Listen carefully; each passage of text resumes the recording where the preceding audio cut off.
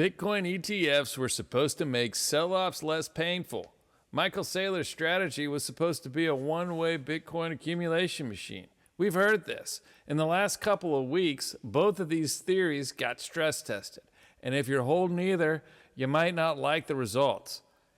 I'm looking at 4 stories that tell a much bigger tale about what happens when Bitcoin meets traditional finance infrastructure. And spoiler alert, it's not the smooth institutional adoption story we were sold. Let's start with what's happening right now. Strategy.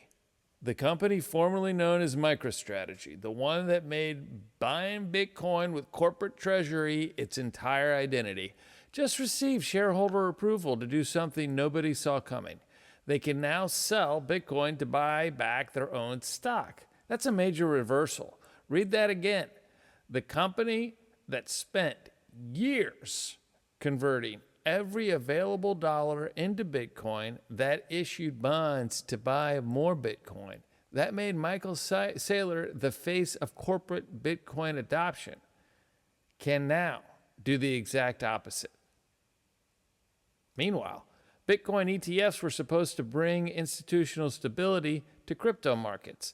The theory was simple. Regulate products, professional management, reduced volatility during sell-offs. That theory is getting tested right now, and the early returns aren't encouraging. We're seeing coordinated selling pressure, and the institutional wrapper hasn't provided the shock absorption promised. And then there's Stretch, STRC, Strategies Convertible Bonds. They just hit 52-week lows. Here's what matters. Retail investors are holding $8.8 billion of these instruments. And according to bond market analysts, these are essentially junk credit dressed up in Bitcoin's clothing. So what's really going on here? Let's connect these dots. First, let's talk about the STRC and what it actually is. Because this is where traditional finance meets crypto hype. And as you can tell, I'm a big fan of it.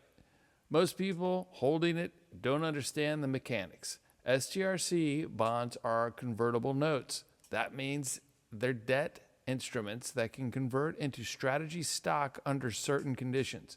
When you buy STRC, you're not buying Bitcoin.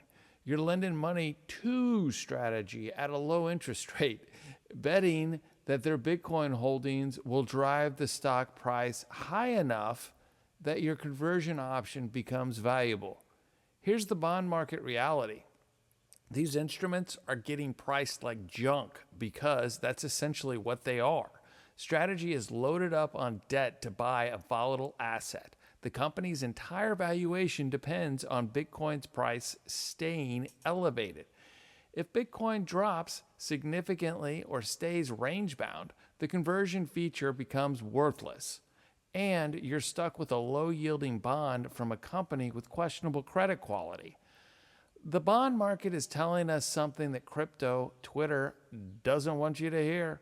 The risk-adjusted return on lending money to a leveraged Bitcoin speculative vehicle isn't attractive at current rates. I mean, that's why STRC hit 52-week lows. The market is repricing the risk.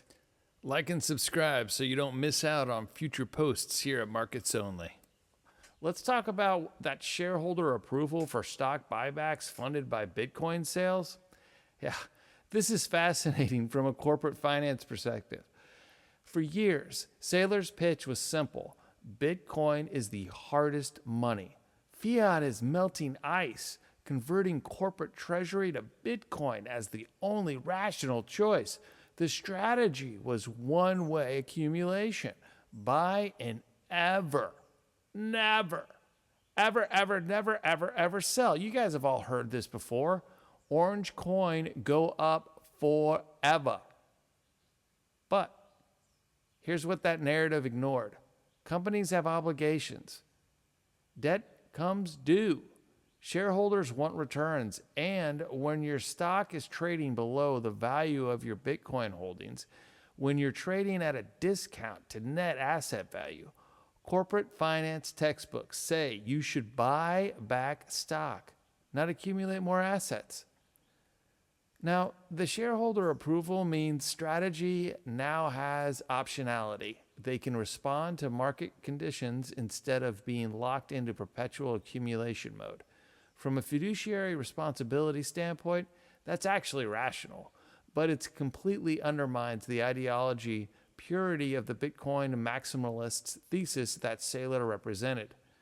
And that's the real story here. Bitcoin is colliding with corporate finance reality. Now, Michael Saylor has responded to the scrutiny. He's been active on social media defending the strategy, pointing to long-term Bitcoin appreciation, emphasizing that strategy still believes in Bitcoin as treasury reserve asset. The messaging is trying to have it both ways. We're still Bitcoin bulls, but we're also prudent corporate stewards who need flexibility. Can we tell if he's being genuine or managing a narrative? Look, I'm not going to analyze this mannerism like a poker tell. There are plenty of videos out there that are doing that. But I will point out the structural incentive. He's personally leveraged to Bitcoin through his holdings, and his public persona is built on Bitcoin advocacy. He has every reason to maintain confidence, regardless of what's actually happening behind the scenes. Now, what we can analyze is the decision making. Seeking shareholder approval for the opposite of your stated strategy isn't a sign of confidence. It's a sign of needing options when plan A isn't working out nearly as smoothly as projected. Am I wrong? Am I wrong? And this brings us to the ETF question. Bitcoin ETFs were supposed to be the plunge protection mechanism, institutional flows, rebalancing, professional risk management, yo. All of that was supposed to smooth out the volatility. But here's what we're learning. An ETF wrapper doesn't change Bitcoin's fundamental volatility. It doesn't.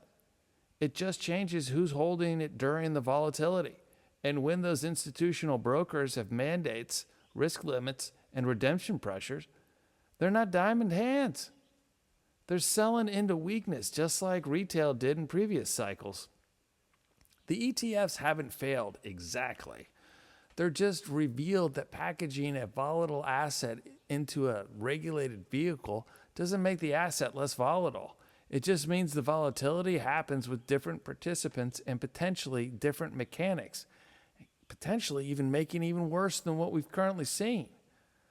So where does this leave us? If you're holding STRC, understand what you own. You own a leverage bet on Bitcoin's price through a debt instrument issued by a company that now has approval to sell the Bitcoin holdings. That's not the same as owning Bitcoin. The bond market is pricing in significant risk, and retail is holding most of it. If your Bitcoin ETF expecting institutional support to prevent drawdowns, this week should recalibrate those expectations. The ETFs provide access and regulatory clarity. They don't provide price stability. And if you believe the Michael Saylor narrative that corporate treasuries would shift en masse to Bitcoin accumulation, watch what strategy actually does, not what they're saying. The fact that they now can sell Bitcoin to buy back stock means the one-way accumulation thesis has an exit door. The bigger picture? Bitcoin is maturing, and maturation is messy. It's bumping up against bond mechanics, corporate governance, and the realities of financial engineering. That's not necessarily bearish long term, but it is complicated.